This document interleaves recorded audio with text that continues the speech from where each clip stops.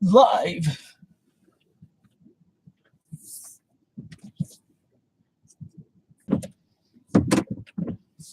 It's the Truman Show! No.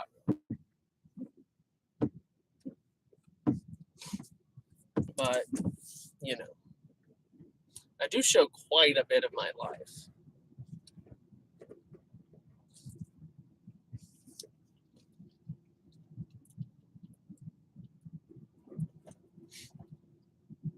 There's this creepy movie. And it was made recently, but really odd timing. It's called Circle, I believe. The Circle or Circle. And it has Tom Spanks plays in it. You're like, who's Tom Spanks? I don't know. I think T. Hanks. T. Hanks. He thinks his name is Thanks.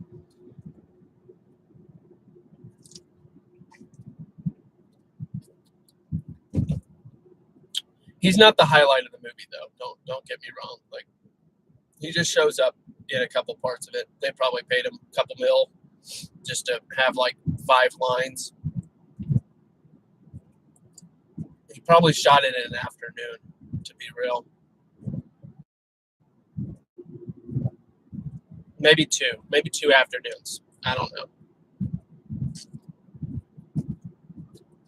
But anyway, it was interesting because it was not on the side of happiness or goodness for the big corporations like Facebook, for instance.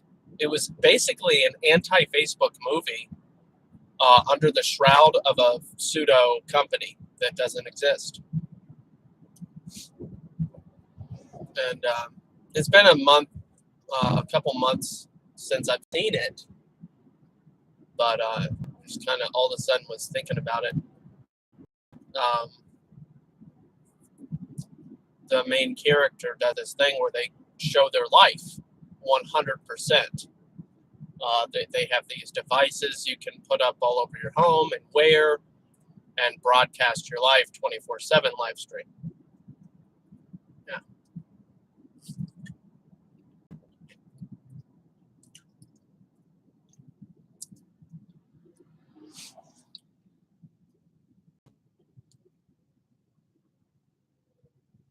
Kind of interesting. And the movie takes it to a whole different level of interesting. I liked it. Although it also makes me feel like one of those hiding in plain sights. Hiding in kind of movies too. So there's that. Check it out. You'll know what I'm talking about because Facebook has a camera thing. And I think they call it like round or something stupid. So it's a really suspicious portal. That's what they call it, portal.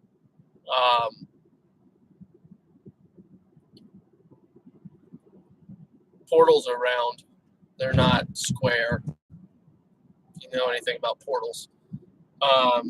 So you get where my logical progression was going there. But check out The Circle or whatever. Tom Hanks and some girl. I don't know. I think she played in other movies.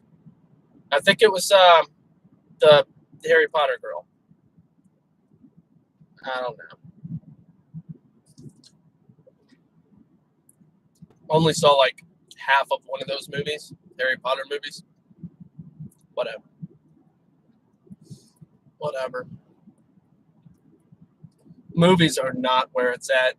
I used to really enjoy. I mean, there are some good movies. I mean, what was it? Hondo, not Honcho. Hondo. My wife and I watched that the other day. You know, it's so nice to watch older movies. If you know, watch Hondo. If If you have Amazon Prime, especially, just go watch it. Pretty sure that's where I watched it. Amazon Prime is killing it with the movies, with the content. All these tons of Christian theologians and documentaries and the Francis Schaeffer thing and Jesus movies. Netflix, they like, just saying.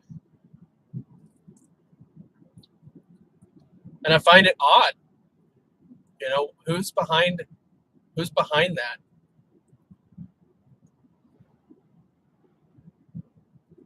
I mean, I don't know. There's probably other stuff on there too, but I don't know. Just kind of cool. All right, so I'm getting to a red light. See if anybody has joined us this morning. Check this out. Come to a complete stop. Safety first. Hey, I got my seatbelt on, y'all. Hey, good morning. 4 of you here and 0 thumbs ups. Real bears call Islam gay. Coach. Oh my gosh.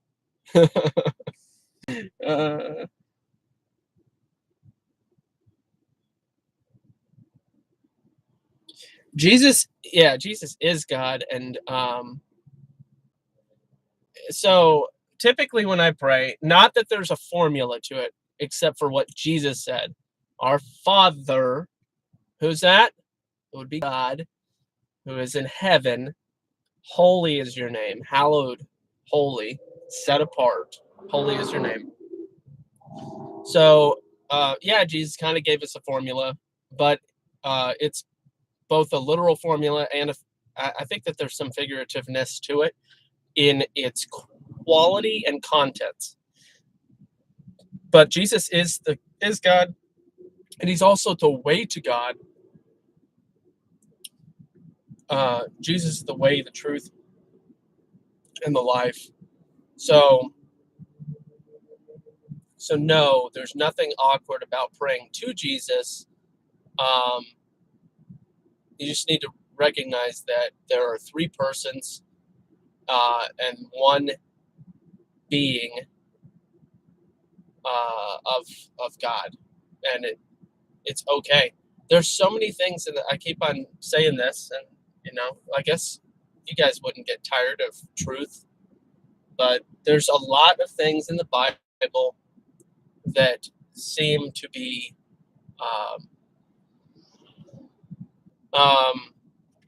two parents sitting on their porch and their child, I guess.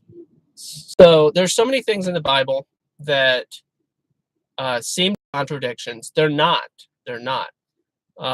It's just that God's logic and God's ways and the way that he designed things goes beyond our ability to fully comprehend. And part of the parts that we can comprehend are because we are made in his image. And the parts that we can't comprehend of the ways of God and who he is and what he's done is the parts that make him God. If we could understand every single element of God and who he is, confound us. Even the foolishness of God will confound the smartest people that will ever live. And that's okay. We have to be comfortable to be like, listen, I don't know. But there are absolutes. The great blessing and beautiful thing about God, what he's done for us and given to us, is we have what we need. You read verses like 2 Timothy 3:16 and many other places in Scripture, Deuteronomy 30, 11 through 14, and what God has given us is sufficient and not so far away that we can't access it or understand it. So we have what we need. That's the good news. The thing that you have to temper that news with is that there are elements of God, his truth, that will always be far above our ability to understand, but that doesn't apply to everything. We have what we need. We have the absolutes. We have the truth that we need. And there are nuances and characteristics and details that we won't fully understand. And that's okay. So that's my rant about details. But hopefully you get it. And welcome. I've never seen you here before. Mr. Call the Islam people goat lovers.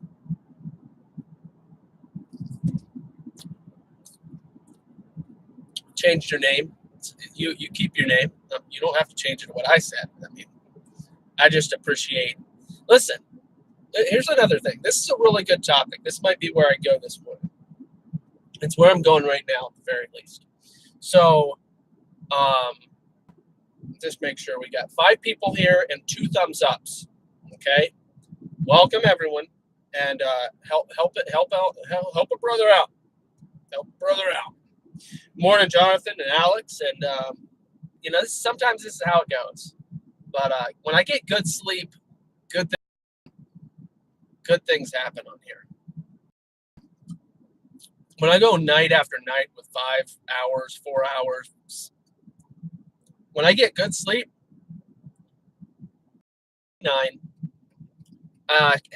20 years saying I'm never cussing again. So the last day of school, when I was in 8th grade, getting on the bus to go home, I was like, this middle school thing was horrible. I hated that. It was so messed up. Everyone rejected me. I had no friends. The ones that called me friend were not really true friends. They just had sympathy or pity on me or something maybe. And the ones that I thought were my friends all abandoned me and rejected me and became hoodlums and ghetto and just stupid. And we're talking about, I was going, all right, it's fine. I mean, I'm just going to squeeze right on in here. All right, so I'm going to give you some examples as to why I'm bringing this up. I'm giving you the backstory, and I'm going to explain. So it's like, I tried to cuss to be cool. That didn't work. This is nonsense. I'm never doing this again. That's not who I am. It's really, really, really not who I am. And I actually don't believe it's who anybody is. And yeah, I'm talking about you, maybe. Okay? I don't believe that cussing is actually who any of us are. And yes, I agree with a certain individual that's 12 inches taller than me, who is named Owen Benjamin. I agree that there is a difference between cursing, curse, and what's that word?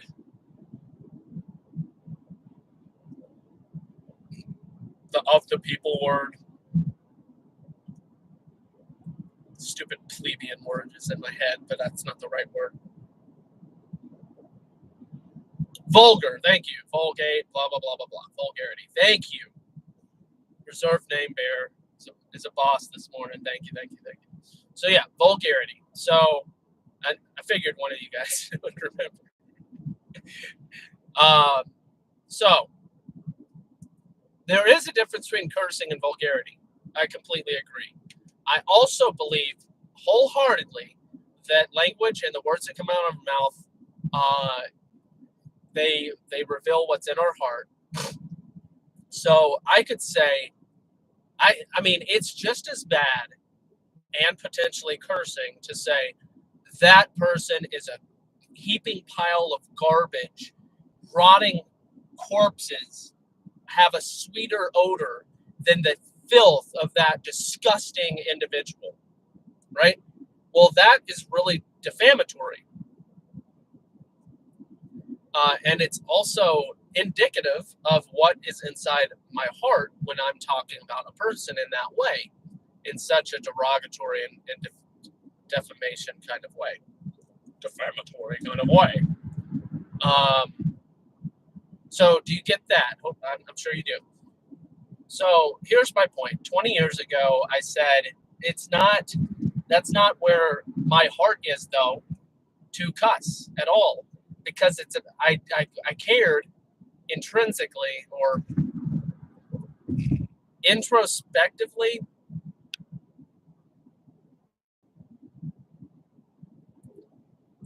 I thought about who I was. I thought about what I cared about at the young age of 13. And I was like, I don't hate. Like, even these really mean people, really, really mean people, I don't hate them. Even these people that have shamed me, embarrassed me, bullied, all these different things, I don't hate any of them. I didn't have any hate for anybody. I still don't. But I was just like, this isn't what I need to do. So that was my conclusion. That's what I did. And 20 years later, I find myself nowhere near perfect. Just for the record, in case anybody wondered, nowhere near perfect in regards to the purity of my heart towards others. Now, I can confidently say that I don't hate people. Every now and then people stare at me, but 6 or 7 times they look over like they don't know who or why I'm talking or whatever. I don't know, self-conscious. And I'm like, big faces. So I can somewhat say I don't have hate for people. And the way that I understand the word hate is gross negligence. That's really what hatred means, is the absolute rejection of a human. So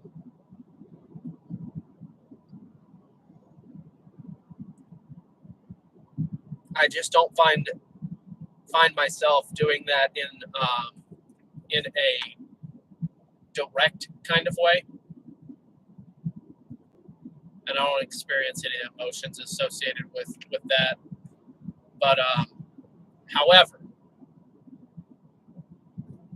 I do say things that are potentially defamatory, derogatory about others, and I'm judging from time to time the actions of others, and that's just, So I'll say these things, and then I go,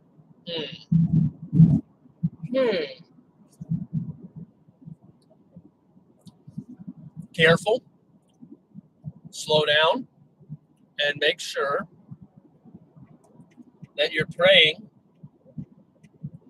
and praying that the person is able to change and to love God. Anyway, I'm usually pretty quickly acknowledging the fact that my heart's not in the right place when I'm criticizing somebody for their sin or whatever, indirectly or directly. It's like, oh yeah, well, you have a long way to go too. And by you, I mean me. So anyway. So here's my point, though. I want to give some examples. So that's all like the preface, okay? The heart, the inside, and all that good stuff. We can think about all those elements, and that's all fine and dandy. But from a practical, because it's all practical is good too. It can be all existential and philosophical, but let's get practical. Okay, when Owen Benjamin is talking about Alex Jones' grandfather on the roller skates, and that he didn't fight the Nazis, but he did something else.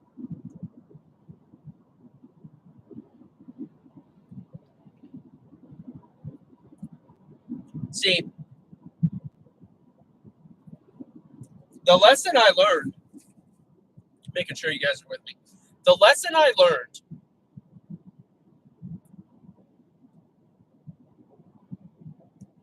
in 1999 as a 13-year-old was that the shock appeal, let me see how shocking I can be, really backfired. And I've talked about it recently in the different ways that I thought I was going to be really cool if I said I wanted to do this or whatever, or if I claimed this thing, then they might really think I'm cool.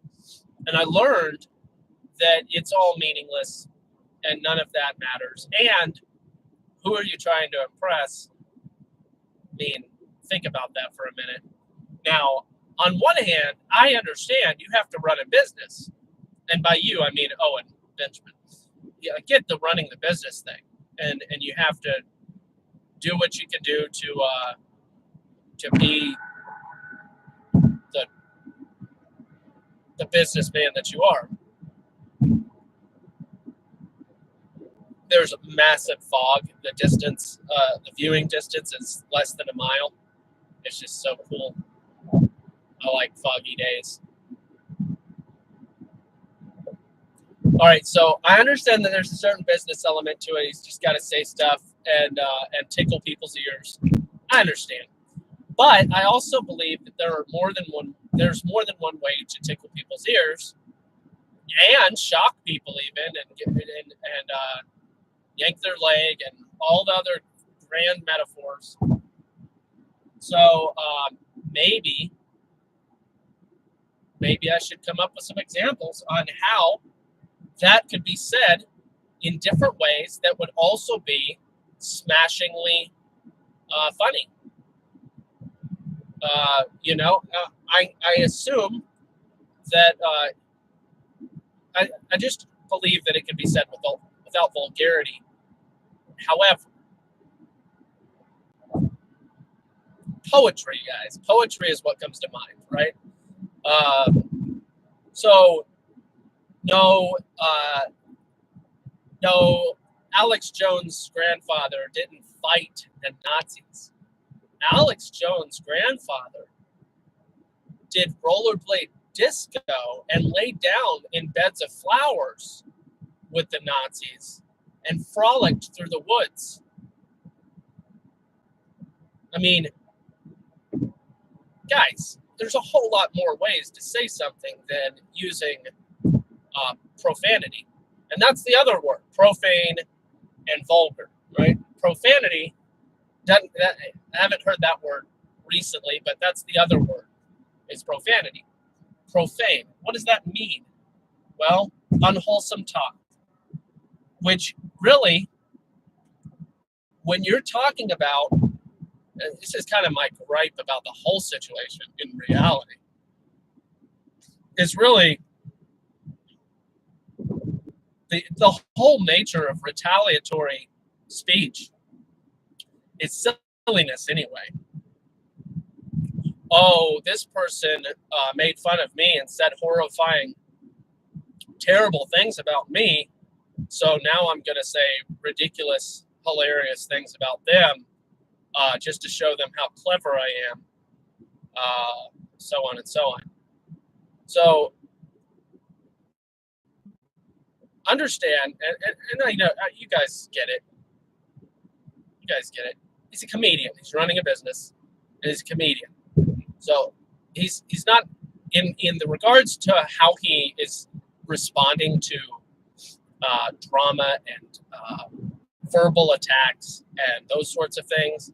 That's not where you should be taking notes. In how he's building a farm and a homestead, that's where you need to get out your notepad and take notes. All that's the good stuff, obviously.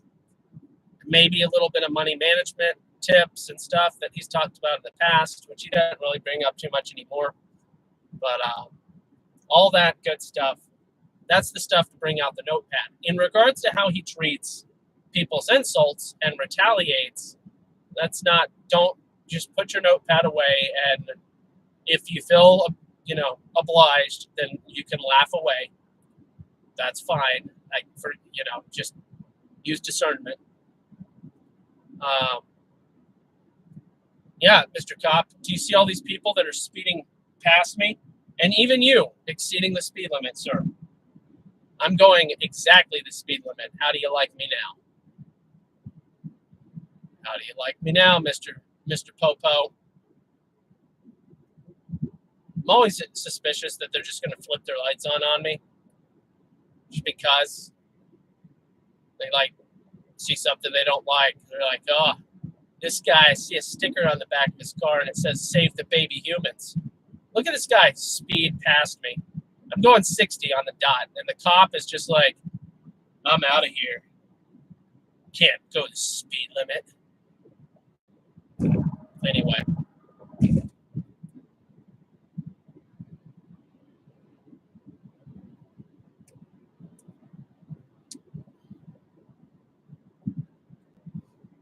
So, on one hand, let's get a little bit more clarity to this.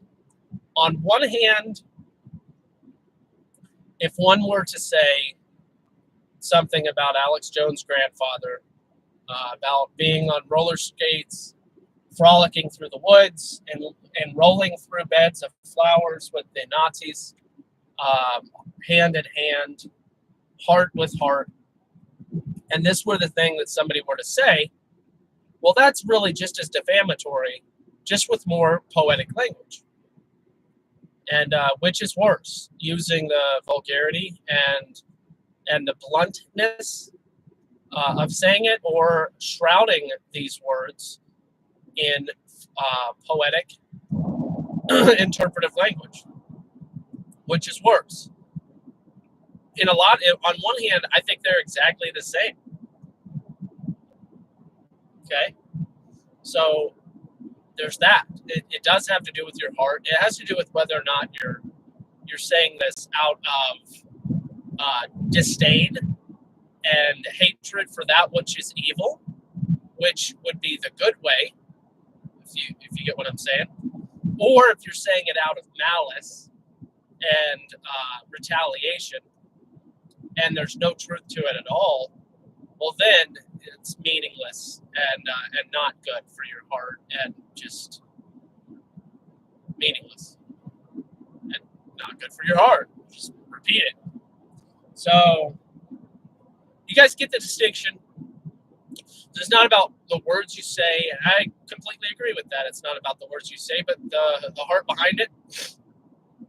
And at the same time, that may limit a lot of what you say, because maybe your heart's not in the right place. But that's okay, as long as you love God and want to love what He loves. Then all you do is you continually ask God to help you. God, I want to. Now you're going to speed up. Everybody's going to speed up. That's fine. Fine, I'll get back over.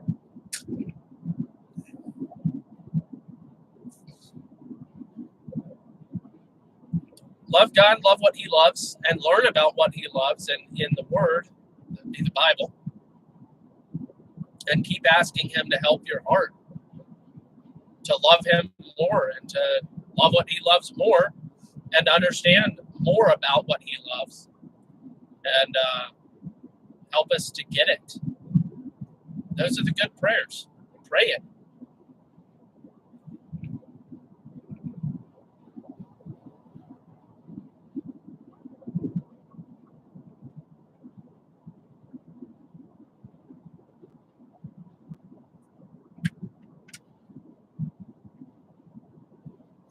So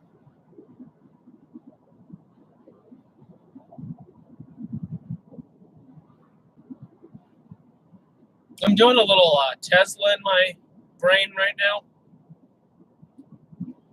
I can't get it out of my head. I just keep on visualizing different engineering and different ways to organize a tiny home, how to fit the most stuff in the tiniest space, and how to transform different sections of this tiny home into multiple types of living space. Can you hit cruise control? Hello? What are you doing? This Brinks security truck is driving me insane. They're literally, I see their GPS right now. It's literally saying insane crazy town on their GPS. Because that's where they're going, to insane crazy town. I have my cruise control on constantly, and when somebody slows down 65 and then speeds up to 74 and then slows down to 65 and speeds up to 74, it's just stupid. Because it's what's annoying and why you see me frustrated is because even though I'm keeping the law and I don't much care what other people think, I get frustrated because I still try to be considerate to the lawbreakers and to my own safety, because I don't want any of these lawbreakers to like lose their mind and have a bout of road rage against me because I'm following the law. So I try to stay out of people's way as they break the law. This nice old lady, just wants to speed. She doesn't care about the law. She's like 55 years old. She's like, why do I care about the law? And this person, he's like 55 years old, doesn't care about the law. He's from Alabama. Why should he care about the law? What about this one?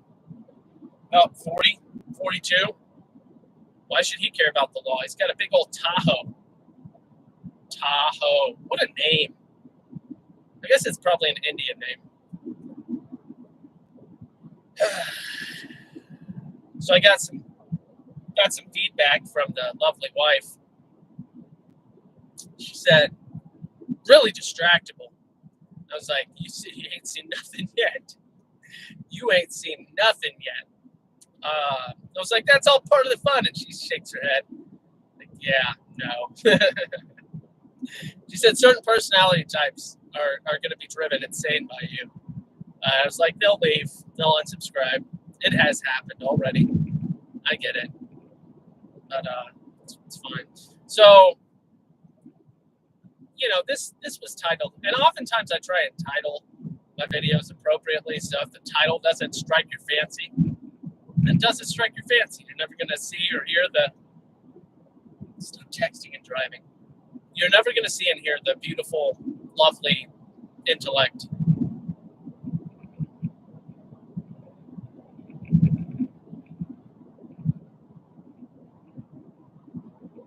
There's just a bunch of pharmaceutical companies on the side of that van. I just got really disgusted all of a sudden. All right. So let's wrap this profane, vulgar, cursing discussion up. See if there's anything else that just pops into the fancy brain of mine. What makes it fancy? Oh no, it's just a fun word to say. It is. Say fancy. You'll get it.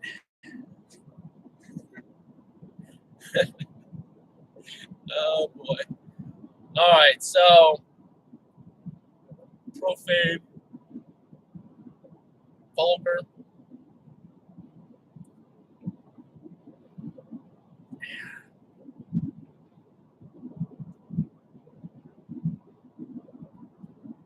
I say colloquial things. I say things that are language of the people. I mean, everything can be that. Like, what's up is if you want to say the language of the people is the distilled definition of what vulgar means, then what's up is vulgar. If that's how you want to define vulgarity, is just the language of the people, then what's up, fam? That's vulgarity, if that's how you want to define it. Maybe that's not how vulgarity should be defined, though. That would be my point. You might be losing something. There might be a missing element to this definition. So then you think about the word profanity. And I guess, what in the name? driving 4 miles an hour. It's weird. It's driving really slow. Anyway, so then there's profanity and cursing, the other categories and all that good stuff.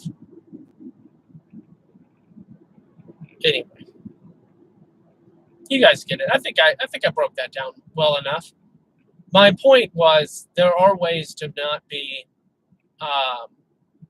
to be clever and funny and even shocking in some ways just because of the concept alone.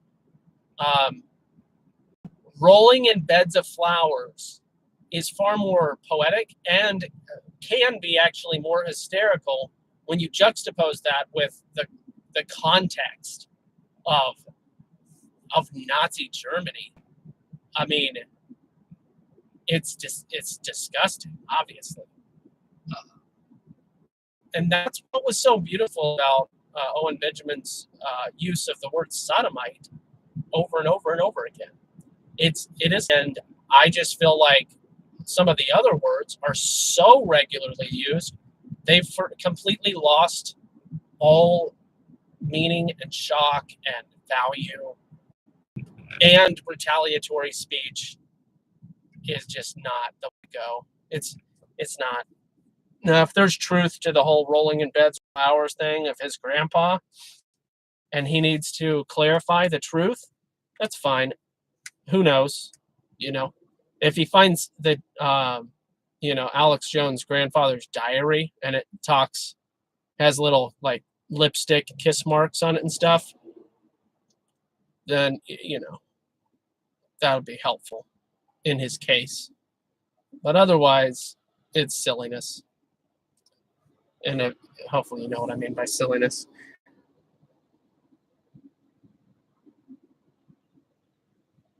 Good morning. Good morning, Nate. I don't know what Mark Woodward is.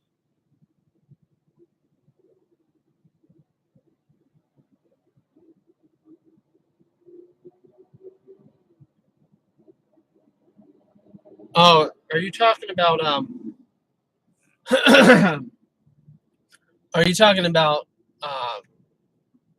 money trucks, the Brinks security and money trucks they have to drive 5 miles under? Because, I mean, he was just fluctuating. I don't care if you drive 5 under. Just stay consistent. That's all. If the speed isn't changing, you shouldn't change. The traffic, listen, the road was empty ahead of him. He was going 65, then 75. Like, he was fluctuating drastically. That's all I care about. Just stay consistent. Lock it in. When you're driving, just lock it in. The only time you need to hit the brakes or let off the gas or any of that is when there's traffic condition changes or the speed limit changes. Otherwise, lock it in and chill. Your job is to avoid obstacles. You shouldn't be playing footsie with the gas pedal like that. Dude is running. That dude was getting it. I just saw a runner. He was like getting it.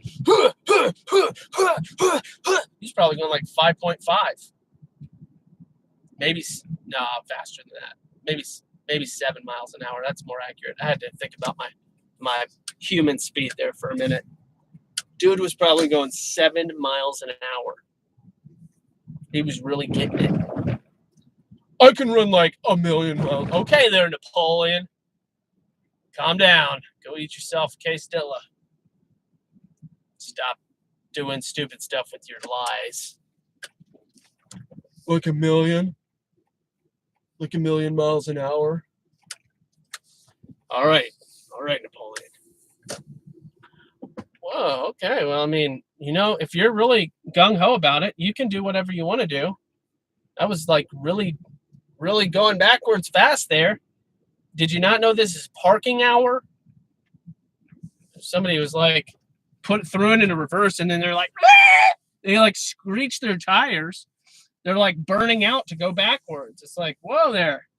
Do you not know this is a parking lot, not a, like, go to work. Stop trying to throw your car in reverse while people are trying to park here. Anyway, you sure complain about meaningless things all the time. Who are you, Alex? Not Alex. Not that Alex. You love driving. That is, for some reason, Alex, that's really funny. I love driving backwards. I'm scrolling back in the comments, see what happened this morning. See these comments that I missed. Now I see 5 people and 5 thumbs ups, so thank you for that. Yeah, don't pray to Mary for the love of God. Don't pray to Mary.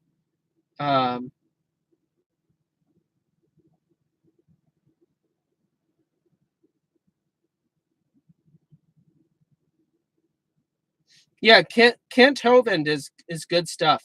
I don't know if you're still here, Real Bears, but Kent Hovind's good stuff. Hey, Johnny. Good morning, Johnny Avani. I know that's not your last name because I listened to what you said about that, but still, it sounds fun. It's good stuff. But good morning.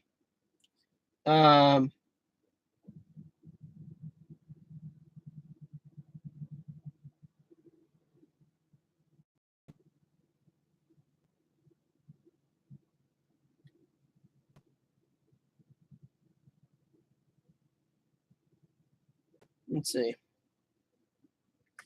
That guy watching Owen's stream who told him to watch his language made me shake my head so hard I nearly broke my neck. All right, so listen to this, Alex, and I've got a minute or two to explain this situation.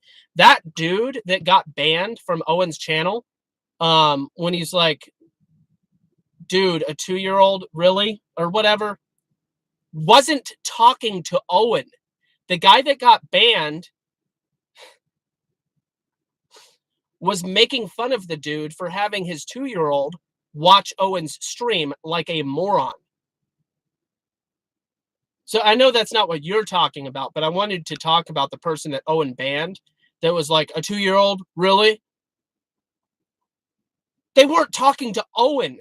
They were talking to the other guy, which is basically the moral of the story on Owen's channel. Absolutely never, ever talk to anybody except for Owen. You should realize that by now. Unless you love getting banned, you should never, ever talk to anybody else in the chat, especially without an @ sign. If you throw an @ sign in the name of the person you're trying to talk to, that's the only exception. But if you accidentally don't put an @ sign in the person you're talking to, then Owen just assumes 100% of the time that you're talking to him, and he takes stuff way out of context and then will ban you because it sounds horrible. But that's not what that guy was doing. That guy was making fun of the dude for having a 2-year-old watch Owen's stream like a fool. And then he gets banned for saying, a 2-year-old, really? But he wasn't talking to Owen. He was, context of those words clearly indicate he wouldn't have been talking to Owen. It doesn't even make sense. What person ever that even would accidentally show up on Owen's channel would ever have the mindset of, dude, really? You're going to keep on with your language in front of a 2-year-old? What kind of person are you? I mean, I know those people exist, but those kinds of people don't watch Owen Benjamin. The person that said, hey, my 2-year-old's watching, needs to put down their phone or laptop and attend to their child, not attend to Owen.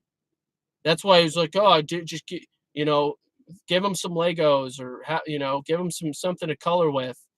No, go be with your child, you idiot. You're really defaming somebody. Yes, I am, because they're being an actual moron. Because they're, no. You don't split your time between Owen and your child. Your child needs you way more than you need Owen. Okay? This should be obvious.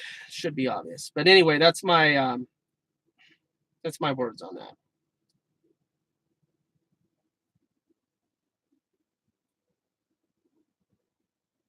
God gave us headphones. No, be with your child. You don't, guys, ask any grandparent. Be like, hey, did it take forever for your kids to grow up, or did it happen in almost a blink of an eye? Yeah, you get it. What time is it? Okay. Um,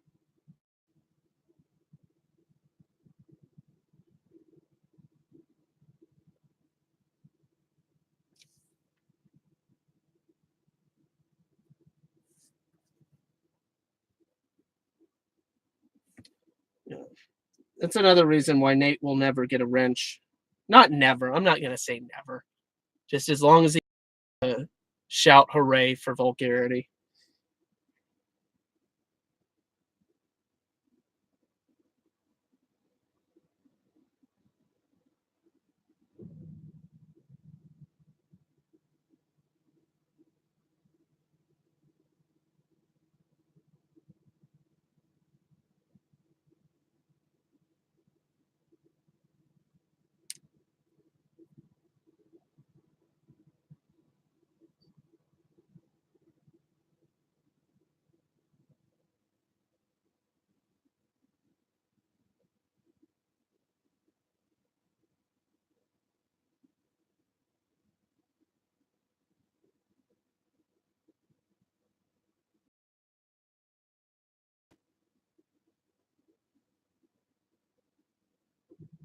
Owen said he is not going live on YouTube. I don't know what that means.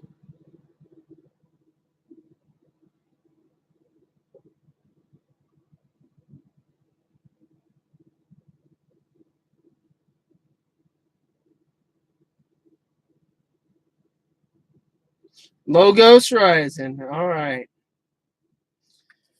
All right. Well, zoom back in the video and you can see I talked about several things this morning. And hopefully it's all valuable for you. And I'm gonna go ahead and get on into work.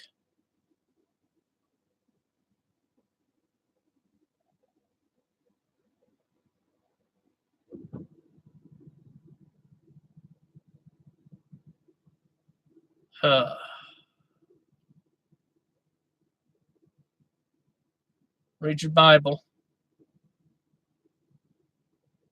Study, learn, and make sure you're getting it. Find somebody else that gets it and get it together. Get it together.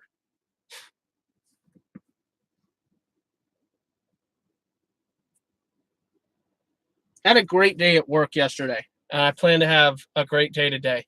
Working as if for God is definitely one of the best ways to get it.